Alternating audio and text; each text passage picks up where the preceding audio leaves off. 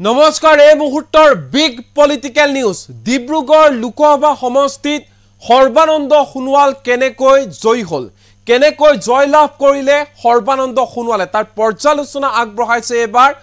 অসম জাতীয় পৰিষদৰ সভাপতি লুৰিণজ্যোতি গগৈৰ ফালৰ পৰা কোৱা হৈছে যে ধনৰ বলতে ডিব্ৰুগড় লোকসভা সমষ্টিত জয়ী হল সৰ্বানন্দ সোণোৱাল পুনৰ কৈছো লুৰিণজ্যোতি গগৈৰ মন্তব্য যে ডিব্ৰুগড় লোকসভা সমষ্টিত কেৱল মাত্ৰ ধনৰ বলতে জয়ী হবলৈ সক্ষম হল সৰ্বানন্দ সোণোৱাল খিলঞ্জীয়া মানুহৰ ভোট পোৱা নাছিল সৰ্বানন্দ সোণোৱালে বাংলা ভাষী আৰু হিন্দী ভাষী লোকৰ ভোটতহে জয় লাভ কৰিছে ডিব্ৰুগড় লোকসভা সমষ্টিত সৰ্বানন্দ সোণোৱালে এই মুহূৰ্তত জনাই আছো বিগ পলিটিক্যাল নিউজ ধনৰ বলতে ডিব্ৰুগড়ত জয়ী হল সৰ্বানন্দ সোণোৱাল মন্তব্য কৰিছে লুৰিণজ্যোতি গগৈয়ে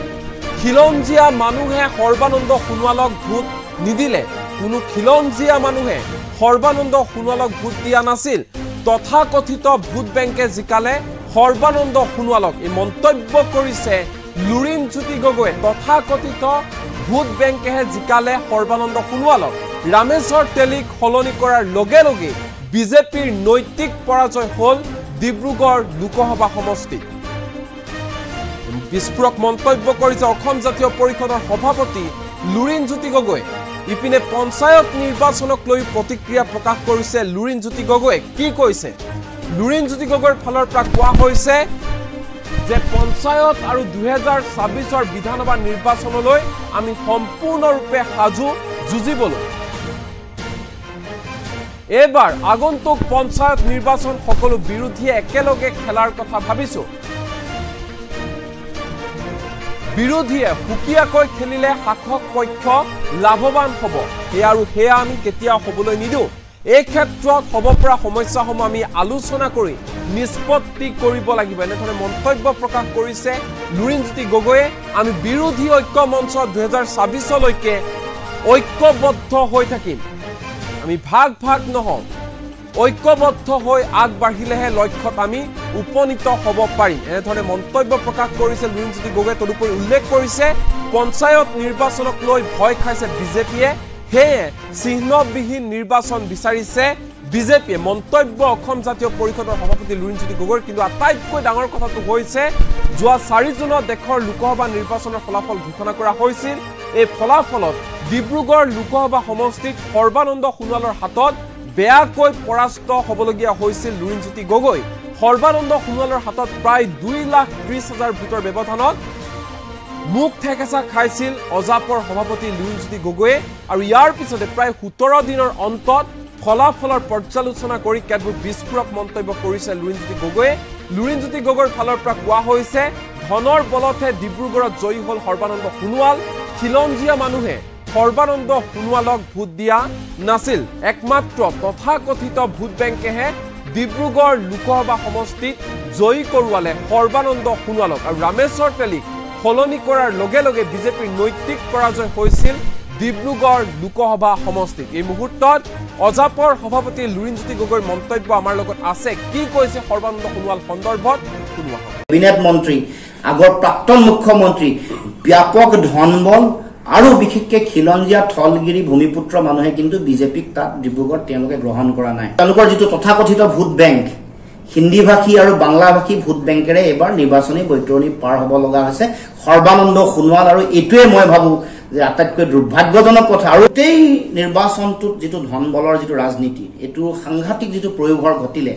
সেটোৱে আসলতে আমাৰ দৰে ৰাজনৈতিক দল বা বিৰোধী ঐক্য মঞ্চক আমি যিটো প্ৰতিযোগিতা এই প্ৰতিযোগিতাত অৱতীৰ্ণ হোৱাৰ পৰা আমি লক্ষ্যত উপনীত হ'ব নোৱাৰিলো এনেও ডিব্ৰুগড় লোকসভাৰ 10টা বিধানসভা সমষ্টিত 10 গৰাকী বিজেপিৰ তেওঁলোকৰ প্ৰাৰ্থী আছিলে তেওঁলোকৰ মানে এমএলএ আছিলে মানে শেষ 4-5 দিনত হোৱা ব্যাপক ধনবলৰ যিটো প্ৰয়োগ হেতুৱে গোটেই নিৰ্বাচনত এটা পাৰ্থক্য লৈ আহিলে এটো অনস্বীকাৰ্য ডিব্ৰুগড়ত আপুনি খবৰ লগ গলিয়া সংবাদ মাধ্যমতো আপোনালোকৰ খবৰ আছে এটা ব্যাপক যেটো আমি ধনবলৰ ৰাজনীতি বুলি কওঁ আৰু বহু দিনৰ পৰা কৈ আহিছো যে বিজেপি অতি ধনবন্ত পৃথিৱীৰ ভিতৰত আটাইতকৈ ধনী ৰাজনৈতিক দল তাত ডিব্ৰুগড়ৰ পৰাজয় আসলতে আমি সকলোৱে জানে যে ডিব্ৰুগড়ত সৰ্বানন্দ সোণোৱাল নিৰ্বাচনত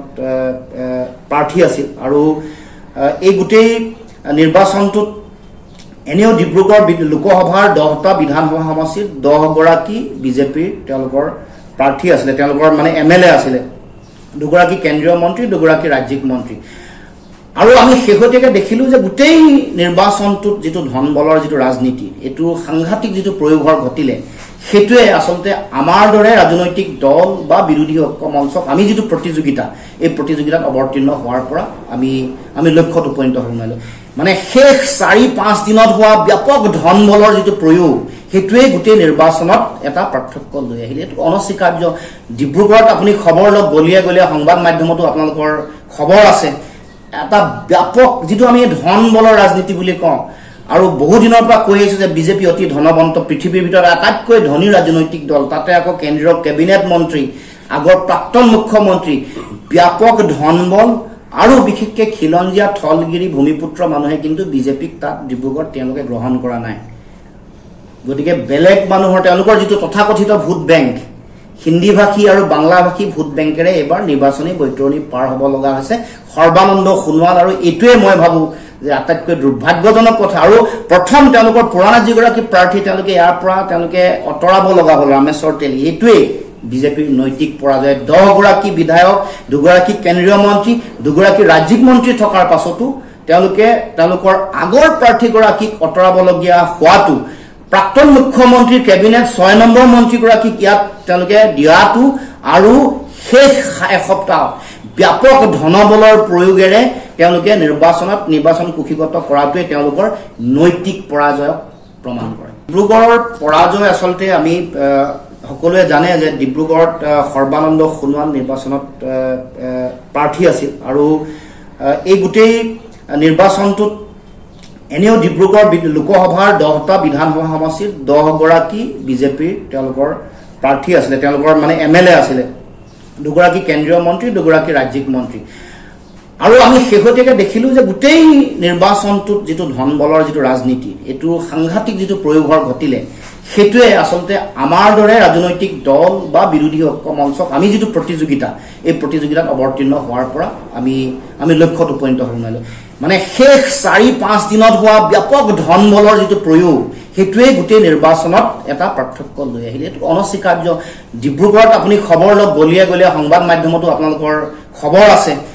এটা ব্যাপক যিটো আমি ধনবলৰ ৰাজনীতি বুলি কওঁ,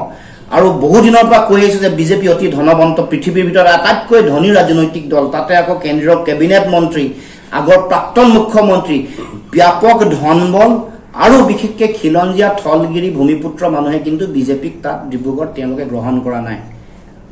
গতিকে বেলেগ মানুহৰ তেওঁলোকৰ যিটো তথাকথিত ভোট বেংক, হিন্দীভাষী আৰু বাংলাভাষী ভোট বেংকেৰে এইবাৰ নিৰ্বাচনী বৈতৰণি পাৰ হ'ব লগা হৈছে সৰ্বানন্দ সোণোৱাল। আৰু এইটোৱে মই ভাবোঁ যে আটাইতকৈ দুৰ্ভাগ্যজনক কথা। আৰু প্ৰথম তেওঁলোকৰ পুৰণা যিগৰাকী প্ৰাৰ্থী তেওঁলোকে ইয়াৰ পৰা আঁতৰাব লগা হ'ল, ৰামেশ্বৰ তেলী। এইটোৱেই